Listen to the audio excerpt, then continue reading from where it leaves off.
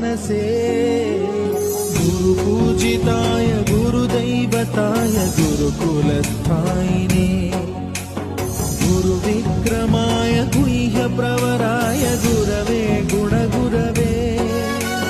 गुरुदैत्यकलक्षेत्रे गुरुधर्मसदाराध्याय